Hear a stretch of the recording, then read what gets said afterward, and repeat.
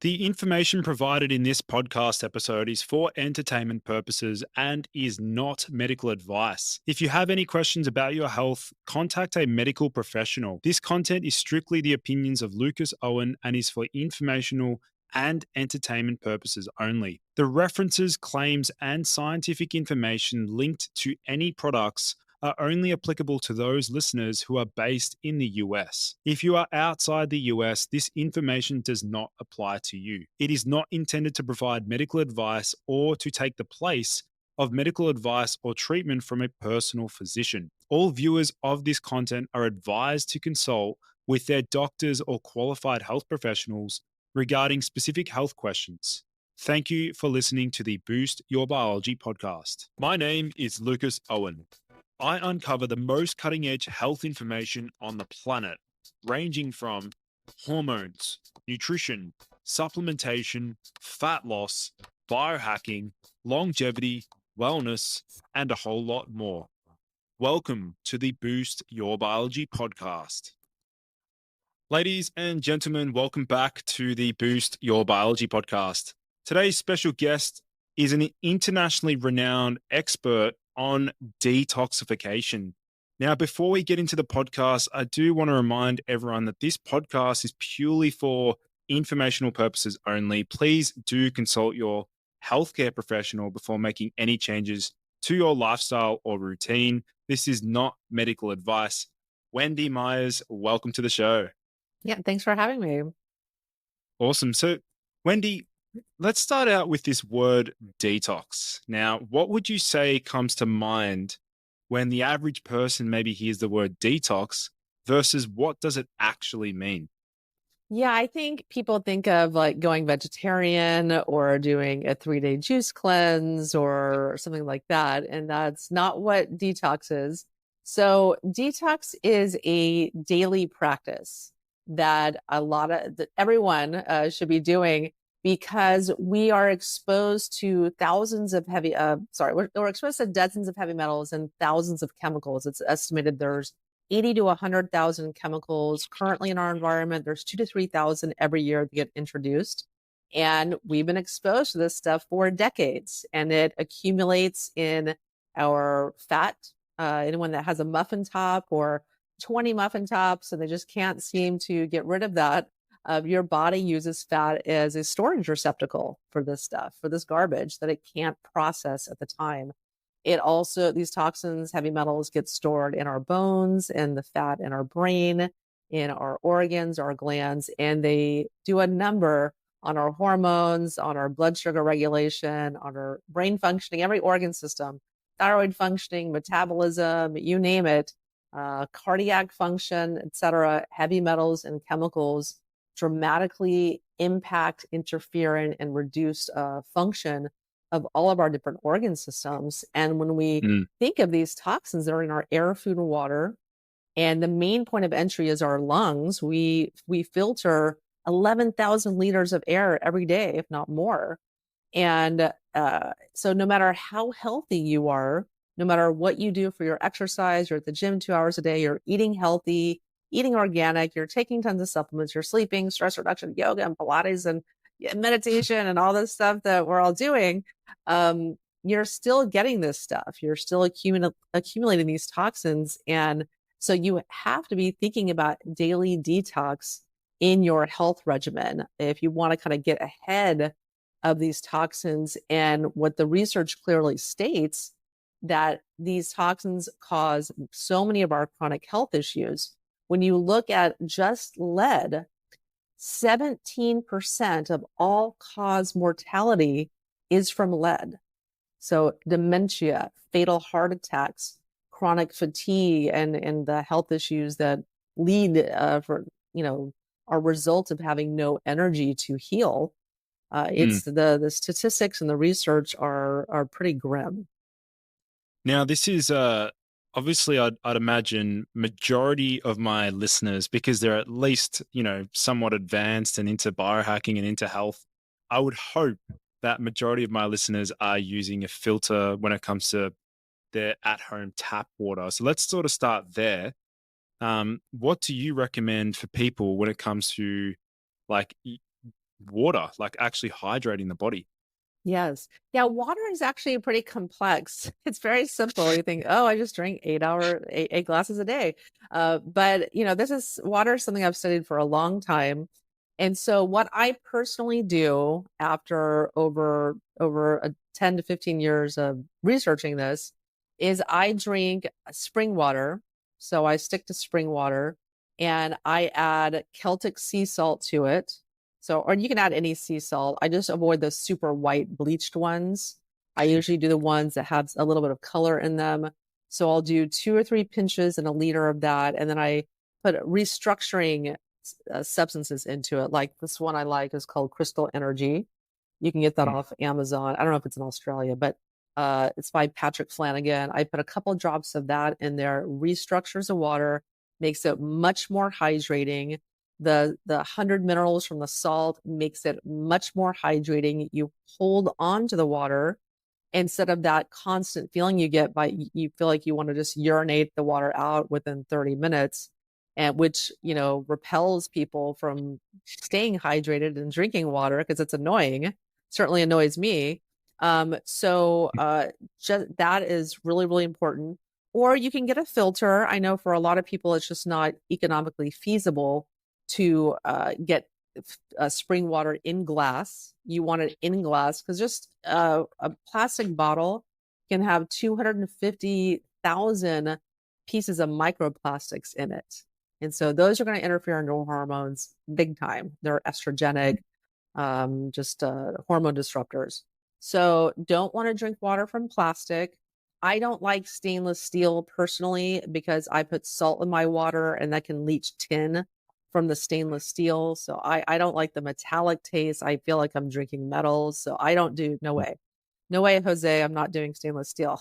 So I like the glass and don't, sometimes I do plastic. It's just unavoidable sometimes if you're traveling and, it's not, sometimes we have bigger fish to fry, when it comes to toxins. But, if you're going to get a filter, a reverse osmosis filter or a distillation, is key. Distilled water will still have VOCs or volatile organic compounds in it.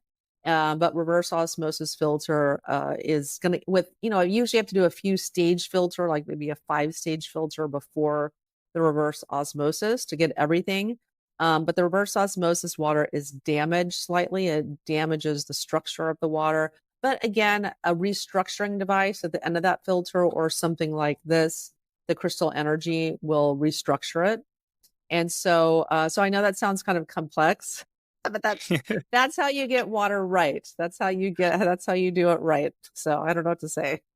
Yeah, and I mean, it's definitely, there's many different ways you can look at it and there's a lot of different like marketing, channels and different things talking about how like, their water's the best and this filter's the best. But I think like for an actionable step for my audience to understand straight away after listening to what you just said is Mm. take your water intake seriously, because that water that you drink on a daily basis, you can't go a day without your water. So make sure that, for those listening in, prioritize, invest some money into like perhaps getting a water filter. It still surprises me, Wendy, today that I speak to like people that are really into their health, but they don't, particularly in Australia, like we add fluoride to our water, like it's chemical soup basically. But let's switch gears and talk about the detoxification channels of the body. Now, I studied naturopathy. I understand that not just the skin, we don't have to just sweat. There's many different pathways in which the body can detoxify. Did you want to sort of elaborate upon how the body actually excretes and eliminates toxins? Yes. Well, the body will excrete toxins into the hair, actually.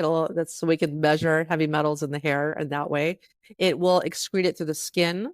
So if your liver's not working so great, you'll be having rashes and, maybe cysts in your skin and liver spots and whiteheads and blackheads, just clogged pores if your liver's not working so great to detox you.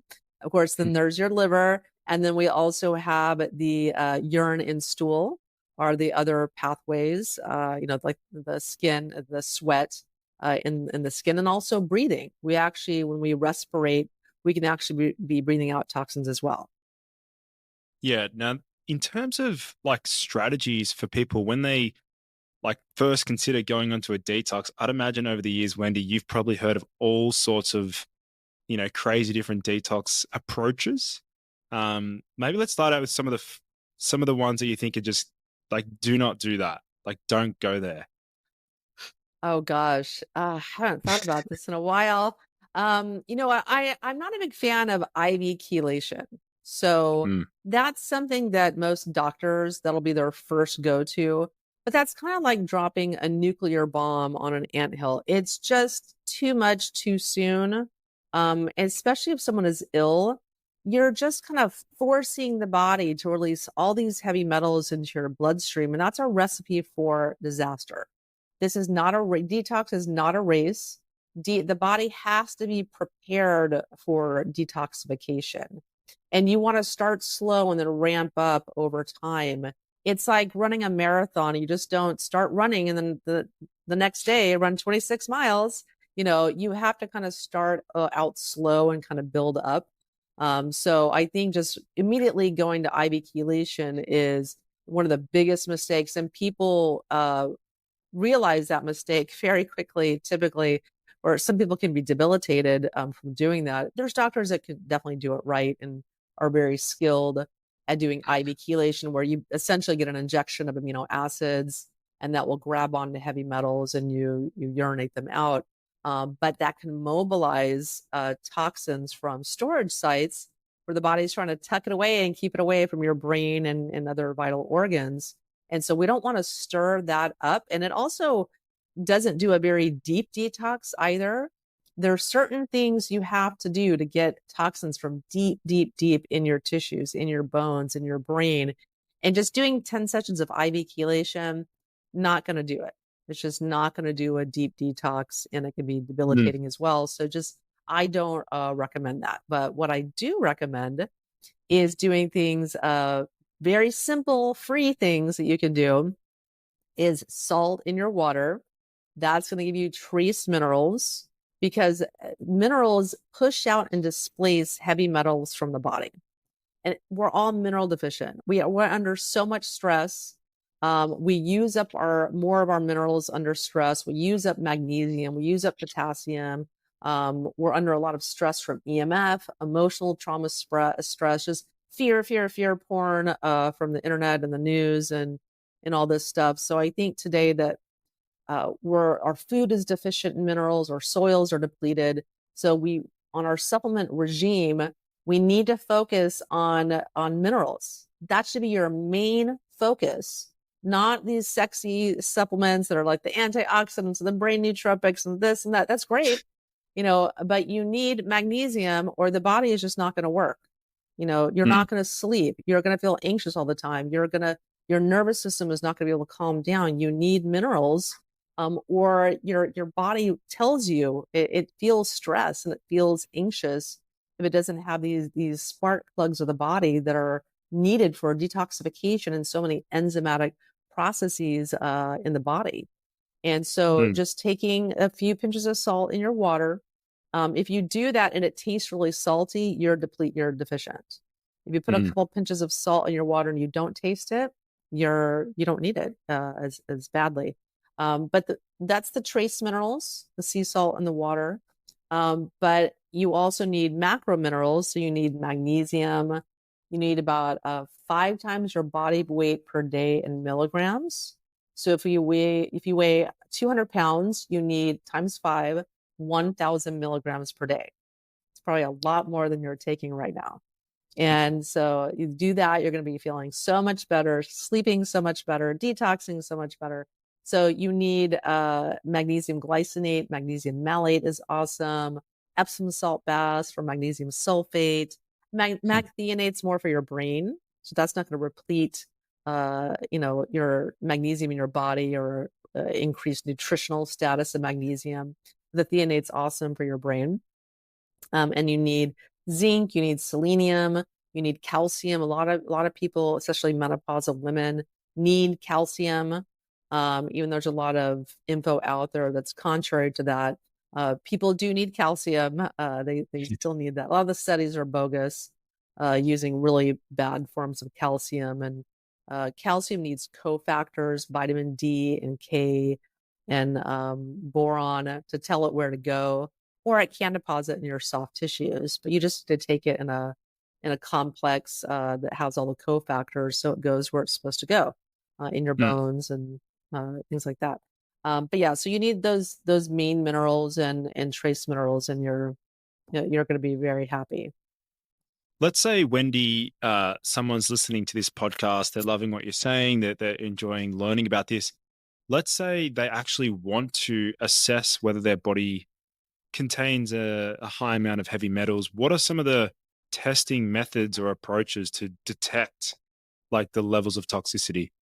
Yes. And so I highly recommend people do heavy metals testing, because I think you're going to be surprised and upset. Typically, when you do a heavy metals test, like I was just this professional health freak and health nut, and just doing what I thought everything was right.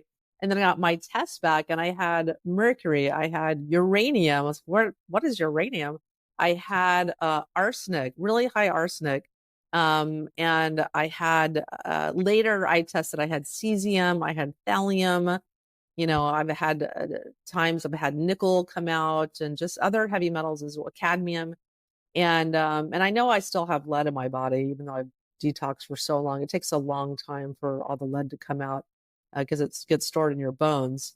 And so I think it's really eye-opening when you do tests, like a hair mineral analysis is the first test that I did. And I like that the best, because it shows a 3-month average of what's coming out of your hair, where a urine test is only 24 hours.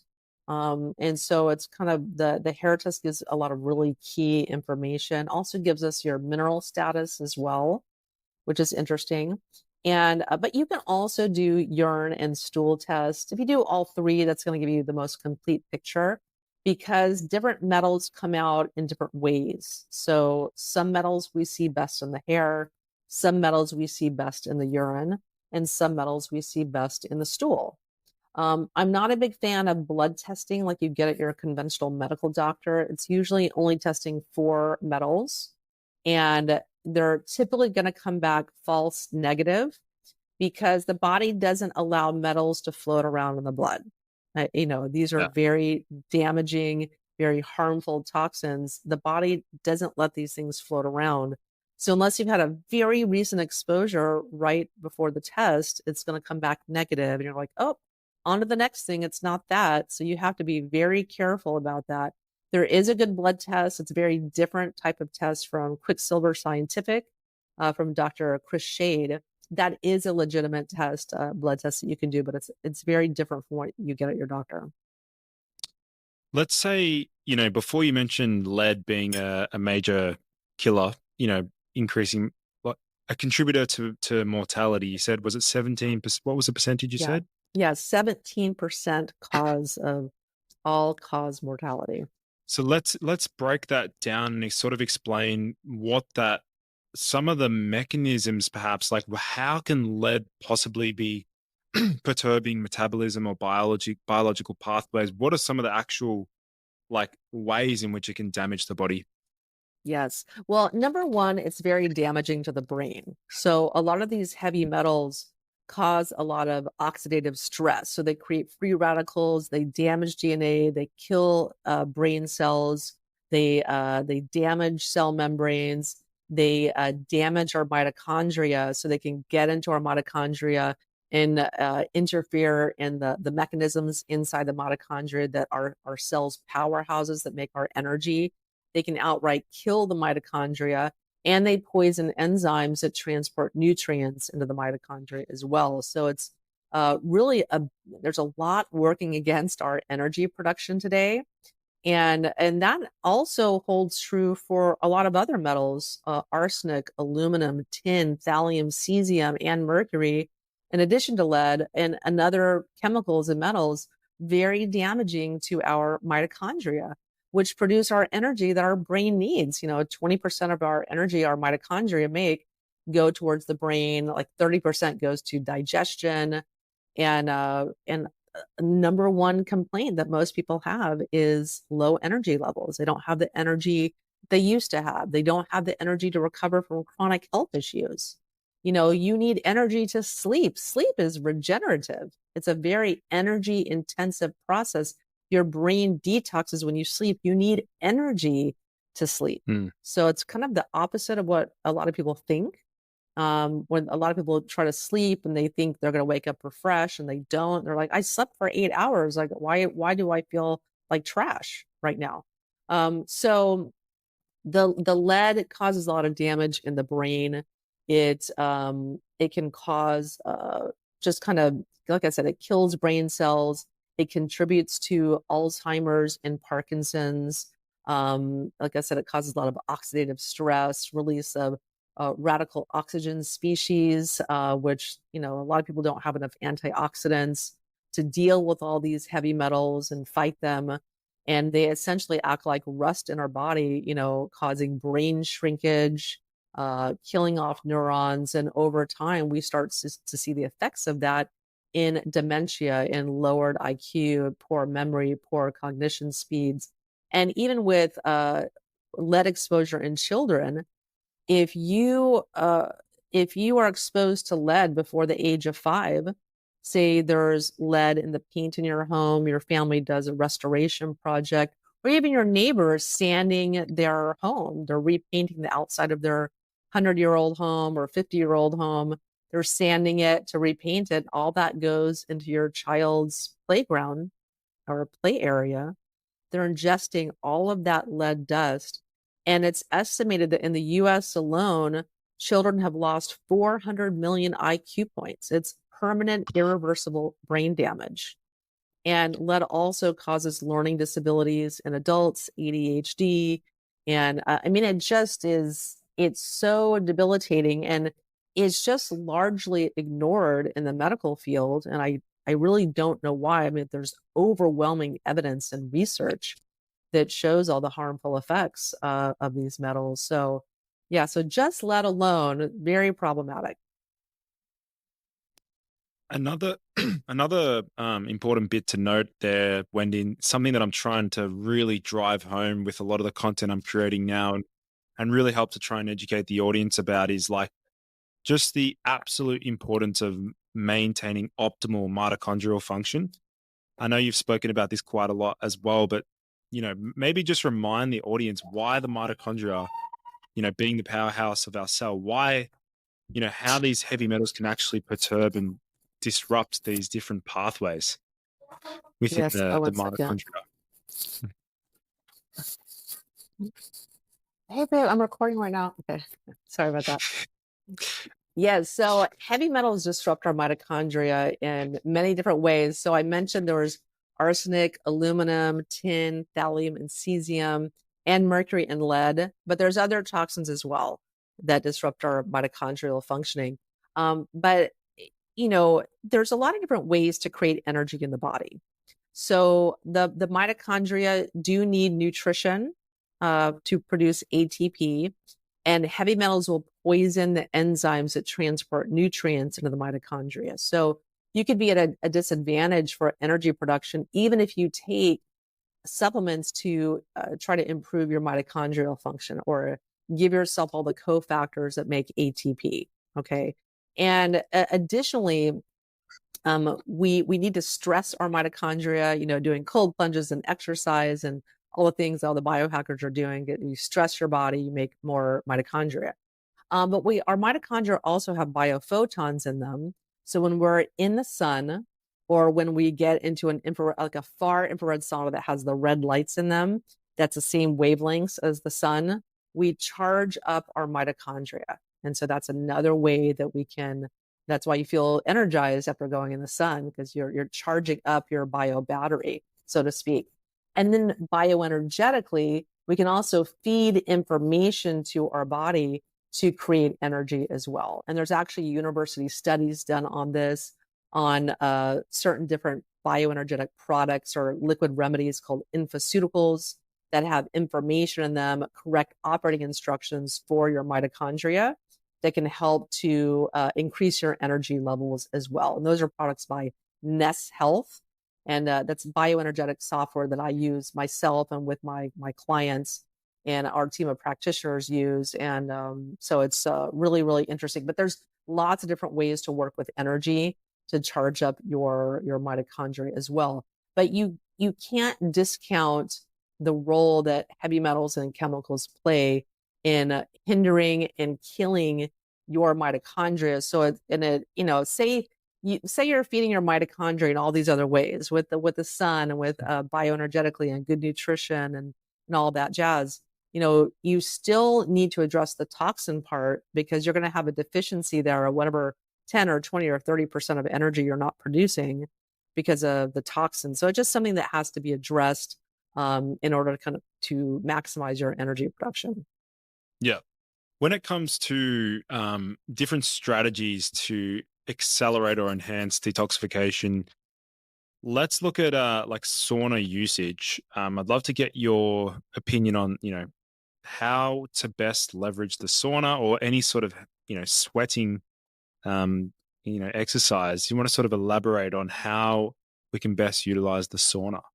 Yes. Yeah. So I love saunas, and really any type of sauna will work. I prefer infrared saunas. So I prefer the red bulb saunas that have the full spectrum of the sun.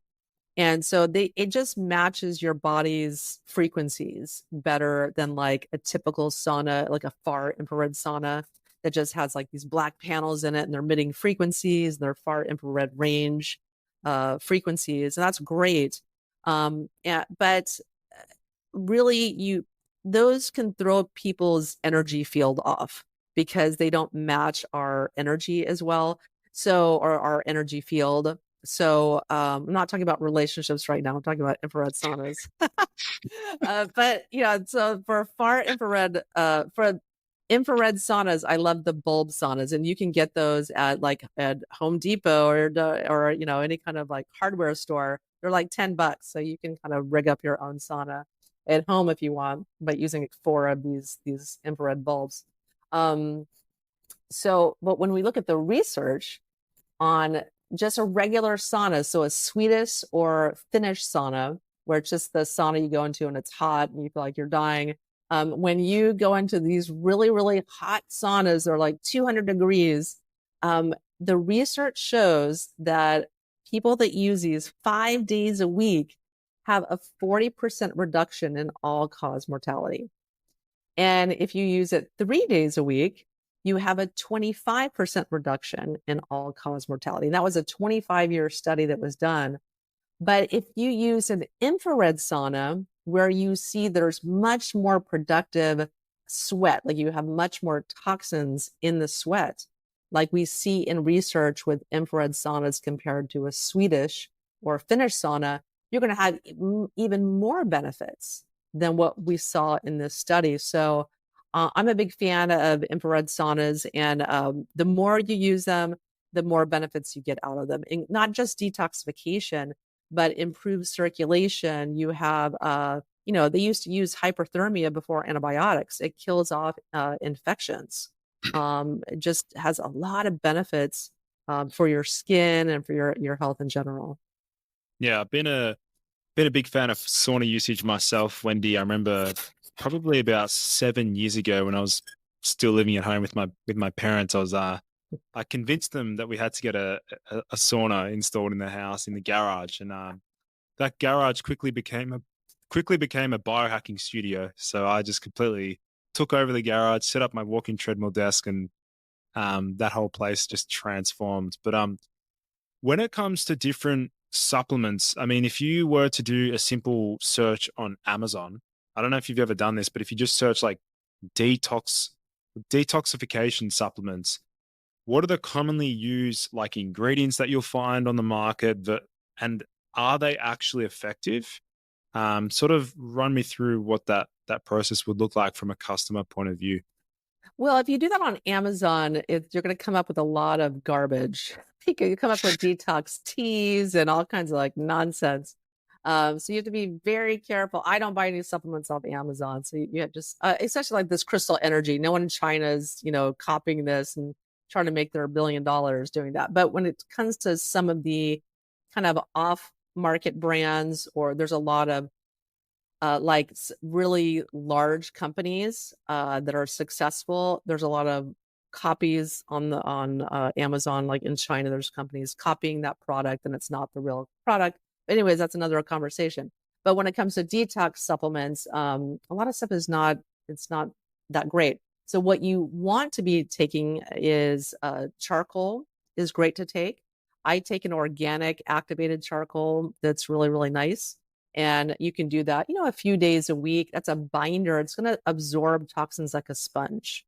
And so that's one of the best things that you can do is taking a binder. There's going to be no side effects. If you happen to drink alcohol, a biohack I do is I take charcoal and I have zero hangover, zero, or not zero, but much reduced load on my liver and wake up feeling really good. And so you can do that. There's other binders like modified citrus pectins, which have a lot of research behind them. You can take zeolites. Those are fantastic also. But within any product category, you're going to have garbage and you're going to have stuff that's really high quality and clean. So you have to, be aware. On my website, on myersdetox.com, I have a curated collection of all the supplements that I use and recommend to our patients. But yeah, those are the best binders. Then, of course, I already talked about the minerals. Those are all key for detoxification. Those are the basics. I also love chlorella. That's also fantastic as well. Not everyone tolerates it, but I love chlorella for detoxification as well. It's not going to be as strong as, say, a charcoal or a modified citrus pectin, but it's super nutritious. When it comes to like planning out a detoxification like protocol, I'd imagine most people when they start out, they try and throw everything all at once into their body, and it becomes just this detoxification like nightmare. They have like these Herxheimer reactions. Do you want to sort of explain to my audience why it's important to actually, when they approach detoxification, they should take it slow and steady and don't just throw everything, don't do the shotgun approach? Yes. Yeah. So this is really important because I think a lot of people will try different detox products or infrared sauna. They start doing it every day and they're like, oh my God, they're doing something so healthy. But it's like anything, like I mentioned with the marathon, if once you start running, it's, you have to go slow and work your way up to running a marathon. You have to start slow. Like even for some people, even taking minerals, their body doesn't tolerate it. Because minerals are detoxing you. They're pushing out and displacing heavy metals. And that could be too much for some people. They just need like a tiny little amount of salt and then work their way up. Some people need a tiny amount of magnesium and then they have to work their way up. And so it's just like anything, you can't throw the baby out with the bathwater. So if you start doing infrared saunas or start taking a detox supplement and you feel terrible, that doesn't mean you can't do detoxes. That just means it's just too much too soon. And you also, when you start mobilizing all these toxins in your bloodstream, you need to take things to reduce the circulation of these toxins in your bloodstream. You need to take binders. If you're doing any detox protocol, you have to take binders or you're going to feel like crap. You also have to drink a lot of water. You also have to rest. You also have to support your liver function. Coffee enemas are amazing. Liver flushes, liver supportive herbs and foods. Because if your liver is backed up, or you have non-alcoholic fatty liver disease, or it's just not, say genetically, your liver just sucks. It's some like mine. Like I just got a bad hand of the genetics with my liver. And so it's something I always have to focus on and support. With the liver side of things, that's actually it's very common, isn't it? Like a lot of people who think they're actually quite healthy, they actually have like a very sluggish liver. And I remember actually because I was very interested in like traditional Chinese medicine, like loving to learn about how they approach health and stuff. Whenever I'd hear about people that would see a traditional Chinese medicine doctor, they would always come back and say, yeah, I have something called liver qi stagnation. or liver chi heat, or just like heat in the liver. And I'm like, oh, geez, I was starting to learn from a young age, like, damn, a lot of people have like their liver is just overburdened, like it's just struggling. And so that's why, like, I mean, from the early days, I started using artichoke extract. I just love artichoke. I started playing around with like milk thistle. But yeah, totally think that liver health is crucial. It's a huge problem. I mean, even the US, there's 100 million people, 1 in 3 people have non-alcoholic fatty liver disease. That Mm, doesn't even count people with cirrhosis or other types of liver disease, or just high enzymes, or just a poor functioning liver. Or that doesn't, when people are eating like a bad diet, they're eating really bad fats, the industrial seed oils, the partially hydrogenated oils, or high sugar, or all this stuff the liver has to deal with. Our liver helps us to digest fats. It controls our blood sugar, metabolizes our hormones. It does all these different things. And if your liver is just underperforming and you throw all these toxins on top of it, detox takes a back seat. yeah. If your liver is constantly having to put out all these fires, the high blood sugar and the bad fats and all this stuff, and your, whatnot, your detox is just back burner. It's just not a priority. It's not needed for survival. So the body will tend to store away all these different toxins in our fat. And that's why a lot of people, they'll have some resistant weight loss. They just can't get rid of that last 20 pounds, or they just can't lose weight no matter just punishing themselves. And typically when that's the case, you want to start looking at toxins and emotional trauma as well. But Mm. really, toxins play a big role in people, poisoning people's metabolism, and having that storage receptacle that's so annoying. But that's a survival mechanism that's in place. Well, this is actually something that I've, tried to emphasize quite a lot is the importance of maintaining optimal thyroid hormone output. And I'd say majority of my listeners probably know that fluoride can, disrupt iodine from affect iodine from helping the thyroid to create thyroid hormones. But one thing you mentioned there is how toxins and like heavy metals, for example, can perturb metabolism or disrupt key metabolic pathways. And then you've linked that there with something that most people are trying to do, which is drop body fat. So, did you want to sort of explain the link between how heavy metals actually may be putting the handbrakes on fat loss? Oh yeah. Oh, I love this topic for sure. Because like for anyone that's ever struggled to lose weight, it just, like for me, when I hit like 37, I had a baby and I was trying to lose the weight, and I was exercising 6 to 8 hours a week. I was going to bed hungry.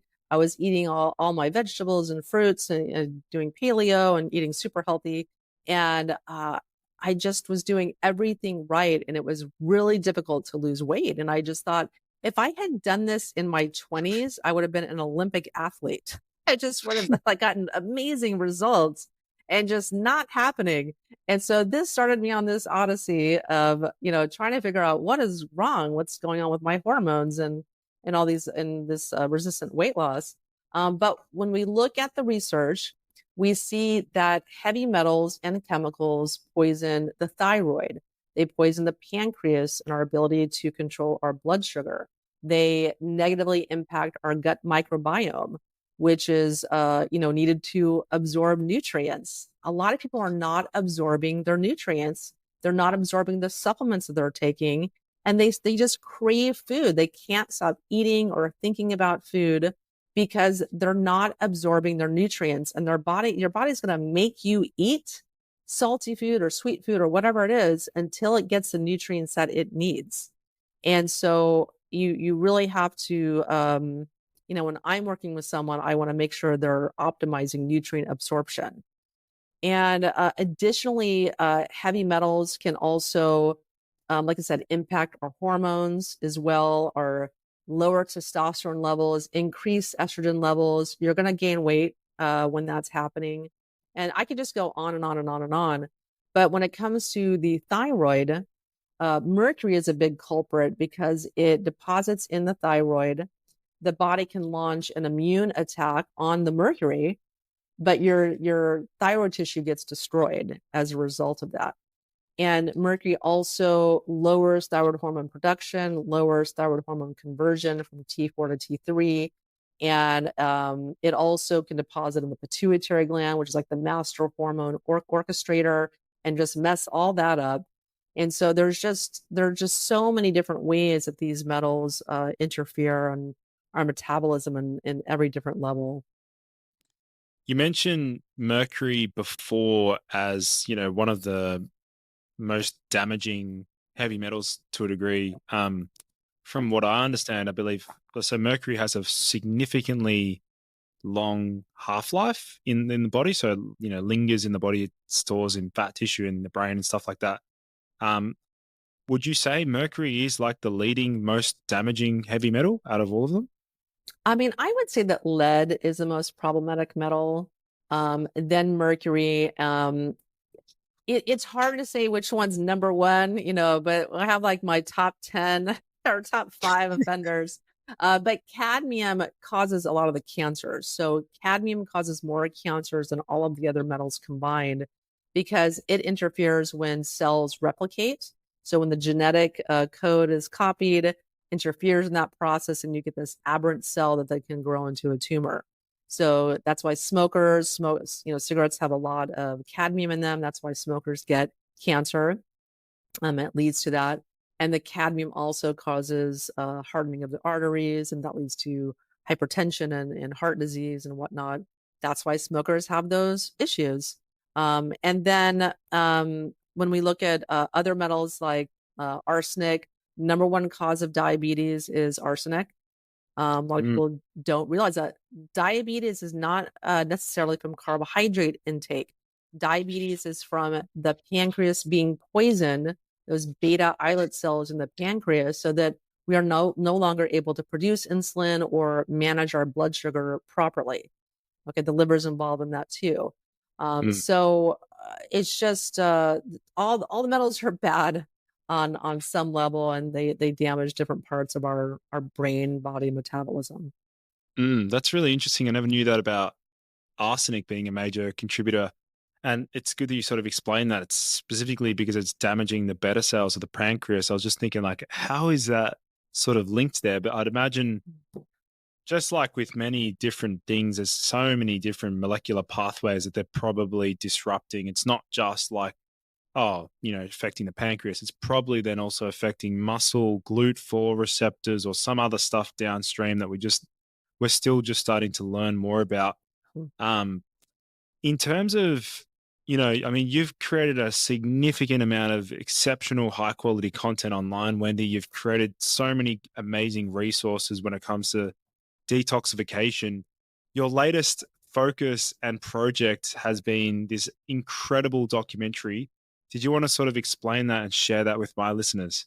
Yes. So I'm just really excited about my new docu-series. It's called Heavy, and it's really focusing on heavy metals and chemicals and how those are contributing to our chronic health issues of our time.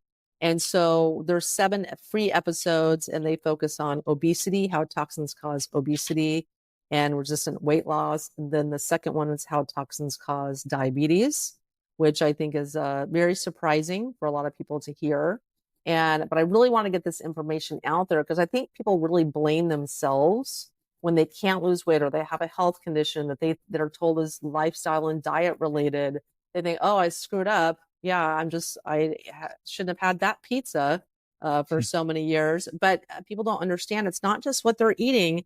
It's the chemicals in the food. It's the glyphosate in the wheat. It's the hormone disrupting chemicals in the oats and in the carbohydrate food, but also in the packaged food, the fast food, and other things that people with maybe poor diets are eating. But even if you're eating a healthy diet, you're still getting a lot of these chemicals, and they over time harm your body and lead to different diagnoses. And so in the Heavy docu-series, we also talk about toxins that affect your hormones, your thyroid, sex, and stress hormones. We talk about how toxins are very aging. So detoxing is very anti-aging. And then we also talk about how toxins affect your brain. as well. That episode is called Save Your Brain. And then I also have another video about, it's called The Weight of Worry, about how emotional trauma contributes to weight gain, because emotional trauma is often overlooked, but there's a lot of conventional medical research that shows that emotional trauma contributes to 65% of physical health issues, including cancer. And so I know a lot of people listening to this show are working on their physical health. When you have a physical health issue, you think it's a physical solution, it's a supplement or a exercise routine or medication or whatever you're looking for. But if you're doing everything right in your health and you still kind of wake up just feeling kind of meh, or you just don't feel joy in your life, or you just can't get to the root cause or reverse a physical health issue, you might want to look at emotional trauma as an underlying root cause, because working on your emotional trauma pays dividends in your mental and physical emotional health. So I just wanted to communicate all these things in the Heavy docu-series. And there's, of course, a couple of detox breakthrough videos as well that people can watch. And we also talk about toxins that interfere in digestion as well, because 40% of the planet has digestive issues of some sort. So you guys can check that out at theheavymovie.com. We'll make sure to leave that linked in the show notes. And I believe you've had a huge number of people already, express their interest in the series. And it's incredible what you've developed. I mean, this is something that's needed by basically everyone on the planet. Anyone into health optimization should definitely check that out. I'll make sure to leave that linked in the podcast show notes. But otherwise, Wendy, it was an absolute pleasure having a chat with you. It was great to meet you face to face in Dubai. We were both speakers at that the conference there. But if my audience also wants to connect with you and find you and your website, where else can they find you? Yes, you can find me on myersdetox.com. And I've got hundreds of free articles. I have over 500 podcasts of the Myers Detox podcast. You can check out there. And we've had over 6 million downloads so far of the show. So just really thrilled that people are really interested in this type of stuff. And I'm getting the message out there. And you guys can find me on all the social media at Myers Detox as well. Awesome. And don't forget to check out my episode on Wendy's podcast. Yes. Is that going live? Oh, yeah. Yeah, it's live. Awesome. Make sure to check that one out if those are listening in. But otherwise, yeah, Wendy, we'll definitely be in touch. Thank you again for coming on the show. Great. Thanks for having me. Awesome.